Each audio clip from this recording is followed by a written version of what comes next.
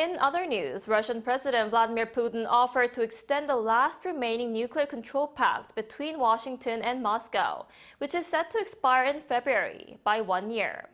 The White House was optimistic about the proposal, hinting that Trump may give a response in the coming days. Our Seung-jae has more. Russian President Vladimir Putin said Monday that he's ready to extend the last remaining arms control treaty between Moscow and Washington by 1 year if U.S. President Donald Trump agrees to do the same. Therefore, after February 5, 2026, Russia is prepared to continue adhering to the central quantitative limits of the Strategic Arms Reduction Treaty for 1 year.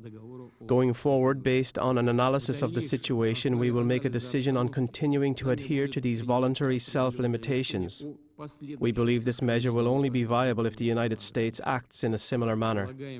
The treaty, known as New START, is set to expire on February 5, 2026. It limits the number of strategic nuclear warheads the two countries can deploy, as well as the missiles and bombers capable of delivering them. However, talks on renewal or a potential replacement have yet to begin, largely due to deep differences over the war in Ukraine. President Trump has also indicated that any new arms control framework should include China, adding another layer of complexity. Putin said a 1-year rollover would serve the interests of global non-proliferation and could help jumpstart dialogue with Washington on a longer-term successor to the treaty.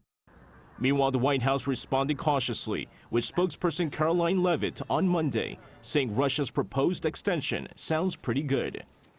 The president is aware of this offer extended by President Putin, and I'll let him comment on it later. I think it sounds pretty good, but he wants to make some comments on that himself, and I will let him do that. For now, the possibility of a short-term extension offers a rare opening for cooperation between Washington and Moscow, even as relations remain strained due to the ongoing war in Ukraine. Seung-jae, ArirangNews.